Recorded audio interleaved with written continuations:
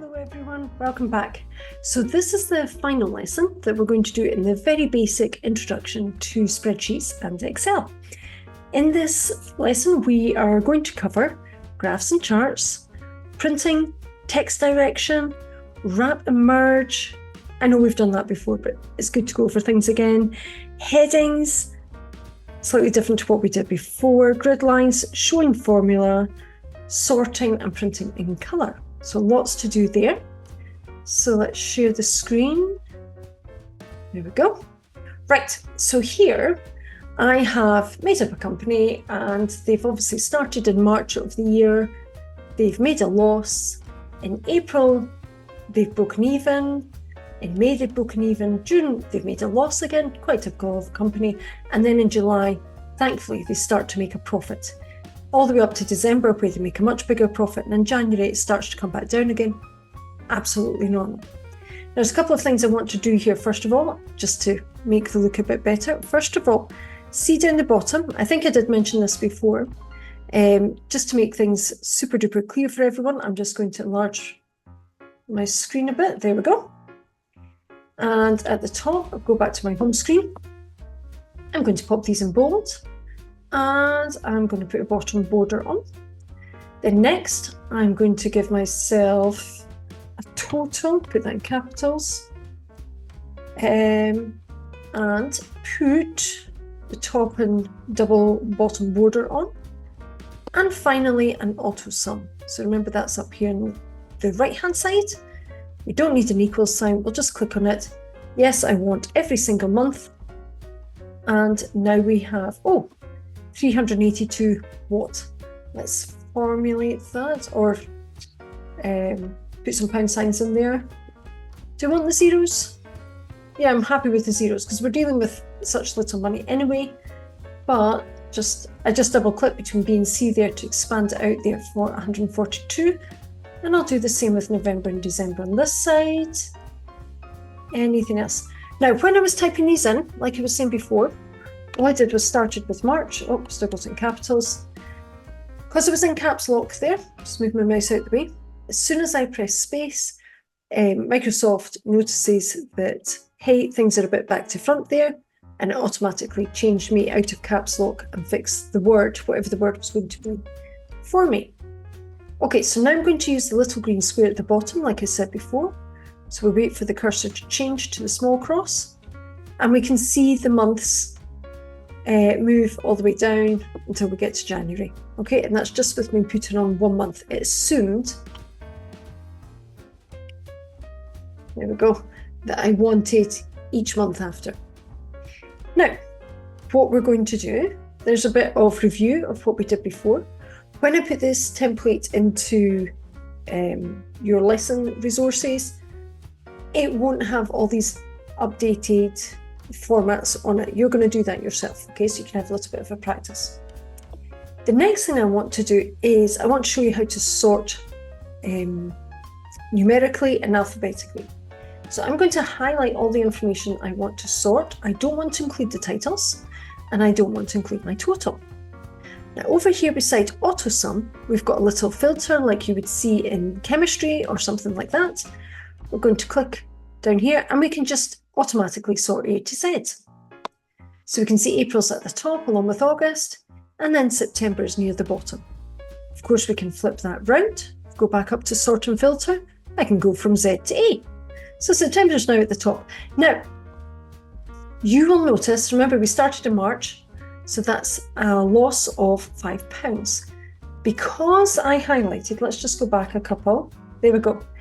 If I just highlighted the one column, and I clicked on my filter, sort A to Z, it's actually going to say, listen, if you do what you're asking me to do, your numbers that you've put in beside it are now not going to match the month that's there. Okay, so I can continue with the current selection, or I can expand. Now that has just come about in the last few years. So as you can see, it's now saying April is £5, or minus £5, I should say. And October is the biggest month, which is not true. Okay, so it's nice that it gives us that hint. We're going to keep it where we want both We know we want both columns included. We want everything to stay together so that we get true results. Now, if we go to custom sort, we can do the same with the numbers. So we can sort by profit. Okay, and again, we can go from smallest to largest. So we'll see our losses at the top, our break-evens in the middle, and our biggest profit right at the bottom. I can highlight this all again. There we go. And I can go back into custom sort, and I can say, no, actually, I wanted largest to smallest. So again, it just flips it over. But we can also sort by two features. Let me put it back to smallest to largest. And then I'm going to add a level here. Because I've got 2 months that we're breaking even, and I think that's the only duplication, I can also then give it a second level to sort by. And this time we'll do month, and we'll do A to Z. Okay, so we're going to start with the smallest amount, and then on these 2 months here, we're going to see them, instead of it going April, then May underneath here, we're going to ensure it goes in alphabetical order. Okay, so A and then M. And I'm happy with that here. So that's sorting. The next thing we can do is create a graph. So now we get a bit more interesting. So we'll highlight our columns again. And for the first time, we're actually going to use the tabs at the top. We want to insert a graph. So let's go to Insert. And over here, we've got all the different charts that we can have. Okay, so we can have a scatter graph. We can have a line graph. We can have all these different types. The most common one, of course, is our handy dandy bar chart. Now we can make it in 3D, or we can make it in 2D. I'm going to make it 3D. More fun. And all our information comes up automatically. You notice that the numbers down the sides have been evenly distributed. We don't need to think about that like we would have to in maths with our graph paper. We're missing a chart title though. I don't like that. So I'm going to double click on chart title. There we go. And we will just change our words to profits and losses for the year. There we go, that'll do me. Now, if I really wanted to, I could also add titles for my axes. I think mine are self-explanatory enough, so I'm not going to add that today, but I could if I wanted. Legend, I don't think is really appropriate here. Everything's explained. Into the paint pot, we can choose slightly different styles. So I've got graphs. Okay, that one's quite nice, quite like that. It looks very 3D. I tend to like, actually, you know what, I'm going to leave. Oh no, I want my side done. Then we've got a jaunty angle. Which one do I prefer? I think I'll just go back to the first one. I'm happy with that. Okay. Now, next thing we can do is we can make this larger if we wanted. Okay. Just using the handlebars. Remember, when you're resizing pictures of any type, you want to use the diagonal notches rather than the top and the bottom, otherwise things get a wee bit skewed. I remember back in the late 90s, early 2000s, it used to drive me crazy when people did that all the time. I think most people know now to use the diagonal handlebars, but I know we're used to touch screens a lot and we're just using our fingers. But again, when we do that, we're still on the diagonal. The other thing we can do from here is we can actually put it on a page by itself. So we can right click and move charts. That's about halfway down. Now, at the minute it's sitting in object sheet 1. We can move it into a different sheet if we wanted to. I don't. I want to put it in a nice new sheet all by itself. So I'm just going to press OK. And now if I printed it off from here, that would take up an A4 sheet of paper. It would take up the whole page for me. Okay. If I go back to sheet 1, it's not here. Although my toolbars, if I just move myself out of the way, it's still there. So I can just shut that down. I'm also going to rename this sheet 1. Let's right click, rename, and we'll call it profit for the year. There we go. And I'm just going to rename that bar chart. And for me, I would prefer that after profit for the year. So I'm just going to left click and hold. and move it across one. So I moved it to the, that's not horizontal, the vertical line in between profit for the year and sheet 2. So there we go, we've got a bar chart. What if we want something different? What if we want a pie chart, for instance? Well, I've got another handy dandy, let's make this a bit bigger, worksheet here. And this is a survey that, of course, I went out and did with how many people. Let's find out. Let's put an auto sum in again. And we'll call this total once more.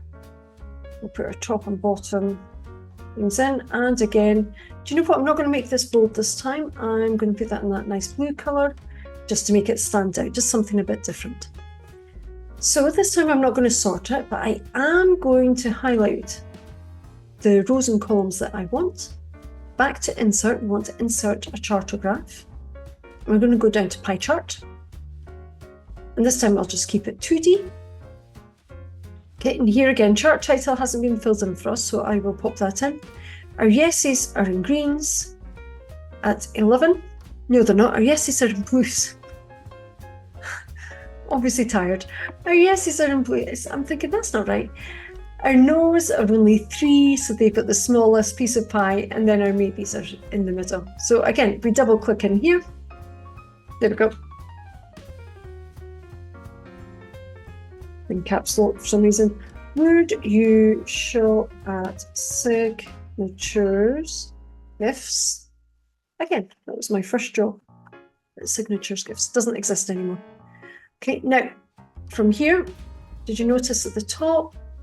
It's in the chart design up in our tabs. And again, we can, it's just a different way to get the options on the side, same thing.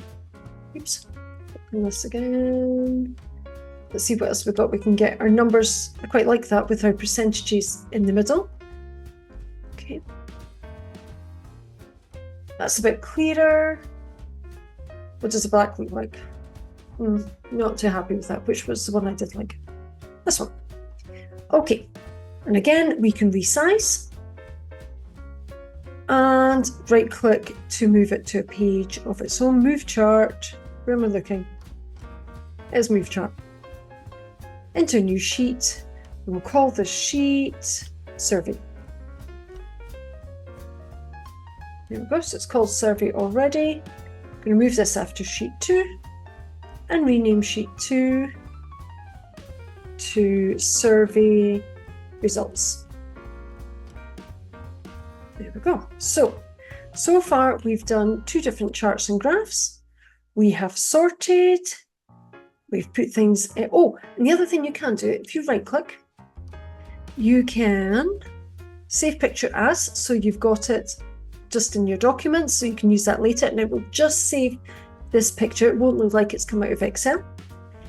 And we can copy, there it's up there, copy and paste into a Word document or Microsoft, into PowerPoint if we wanted to. There's a few other options as well, but I don't want to overload you with information right now. Okay, those are the most useful ones. All right, what else do I want to go over? I want to go over printing text direction. That's the next one I'll use. Right, okay, let's use our titles here. So I'm going to highlight my titles, and I'm on the home page or the home tab. And across here, we've got AB and a diagonal line. If we click on the drop-down menu, we can choose different angles or different orientations of our text. So that one's quite nice. This is really handy if you're using long pieces of text and it's going to take up a lot of space. So for instance, if I typed out maybe some names in here, Fiona Campbell, Fiona McDonald, and Victoria Matthews. As you can see, my married name is incredibly long. Now, of course, let's give ourselves some grades. I'll be nice to everyone else, right? A, B, C. We'll just keep it nice and easy. To see everyone's names in full, we could, of course, just increase the widths. Oops, that didn't work. Let's try that again. There we go. Of each column. We could make I've got the longest name here. We could make all the columns the same width, which is 16.14, because I don't like them being different widths. Okay. Was it 1.4 or 4.1? No, it was 1.4. That's fine. Okay, so now they're all the same width, but that takes up a lot of space. Okay, now if I've got, say, a full class of 30 people, or maybe it's like a lecture, so it's 100 people in here, I'm not going to see everybody on the same page. So let's bring, how wide is our normal column width? It's 8.43. So I'll highlight all three columns, right click, column width, 8.43, bring it back down again. Here, even if I put everything at a diagonal angle, we're still going to go over the grid lines, okay? But this time at least we can see everybody's names, which is nice. The other thing which I would probably do in this case is actually put it vertical. So vertical text, actually that's not what I wanted. I wanted rotate text up, that's what I wanted. Okay, and now I can narrow my columns and I will be able to see everybody's results on the same page. The only thing I don't like is that A, B and C aren't in the middle. That's bothering me. There we go. Okay, always looking for ways to improve how we see things. Okay, so now we're on to printing. I'm going to use my basic template again. I am going to delete this column. I don't need that. I don't need these guys, so they're all going to come out. I don't need these guys. They're all going to go clear. So right click and clear, take away my borders, no border. Okay, I am good with what I've got here. I did show you that before. Now, if I go up into view, first and foremost, I'm in the normal page view.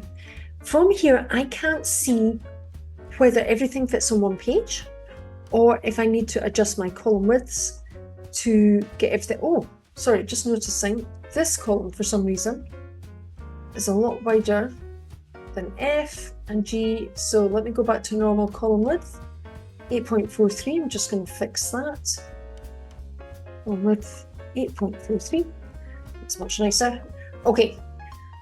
So before, I was actually a bit worried we were going to go over the side of a page, and if I wanted to print it off, I wouldn't be able to, you know, I would end up with the pieces of text on a page all by itself, which wouldn't make any sense to anybody.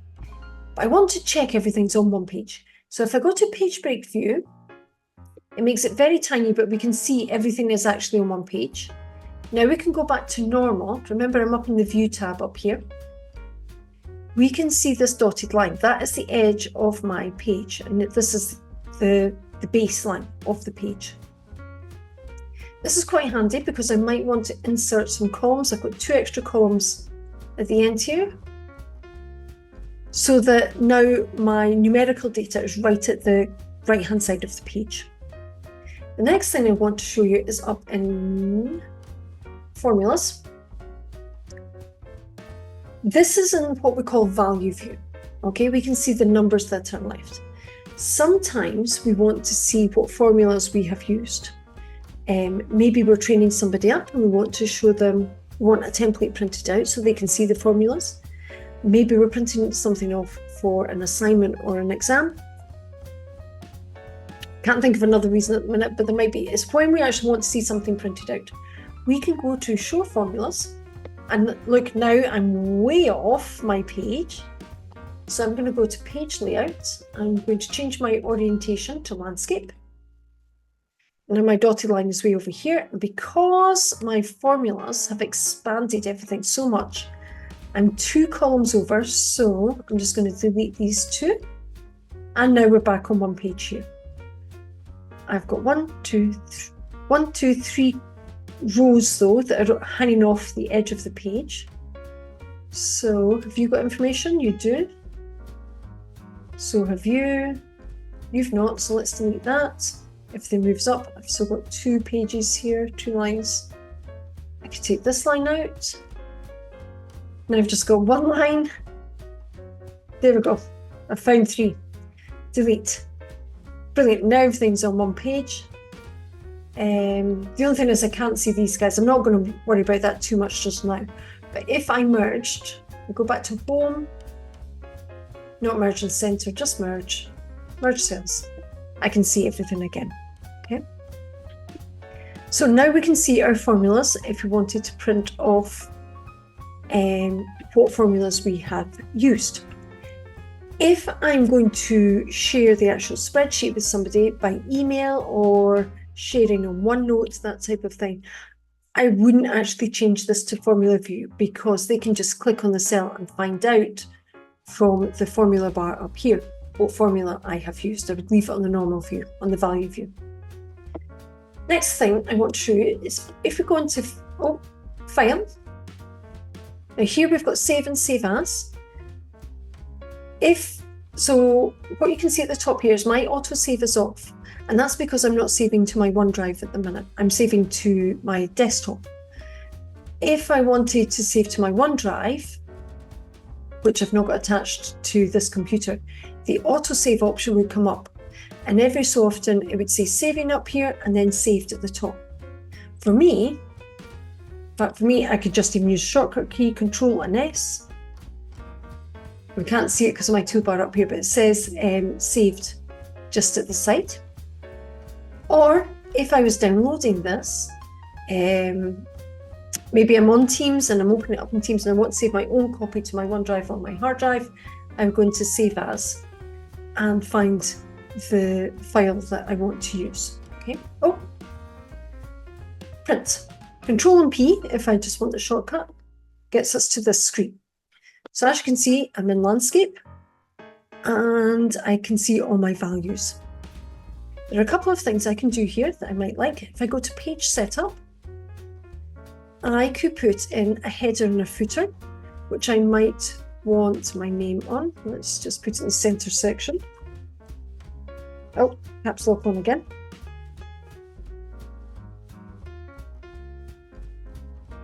My actual name here.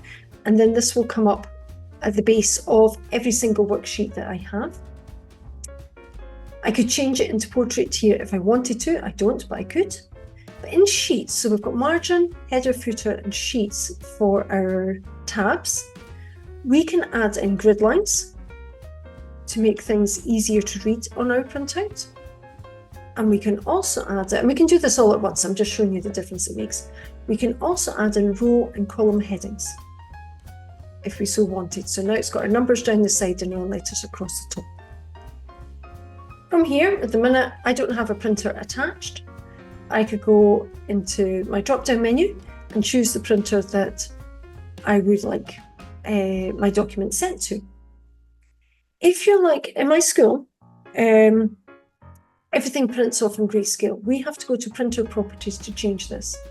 Now, because, well, first of all, I don't have a printer attached, but even when I did on my home computer, I would print off in color anyway. Over here, you would see options. I think there's one for color, and you would just, maybe it's in advanced actually. Trying to think now how it works. I think it just comes up in layout, but if it doesn't, click on advanced, and no, it's definitely a tab. So it must come up over here, and you can change it to a color printout rather than grayscale. Other options are, if we've got many worksheets that we want to print off, we can just type in what we want, 1, 2, 5. Okay. And the arrows would come up down the bottom. How have I managed that? Oh, because I've got the headers in, that's what it is. Okay, and it would show us all the different pages that we would print off. We can print off only active sheets, or we can print off the entire workbook. So now we've got 8 pages that will be printed off here. So we're back into portrait. We've no grid lines because we haven't asked it to. We've no headings because we haven't asked it to. And there's no footer. We would have to go back in and pop those criteria in one more time. And no margins, collated, pages, print and type workbook. They've got copies.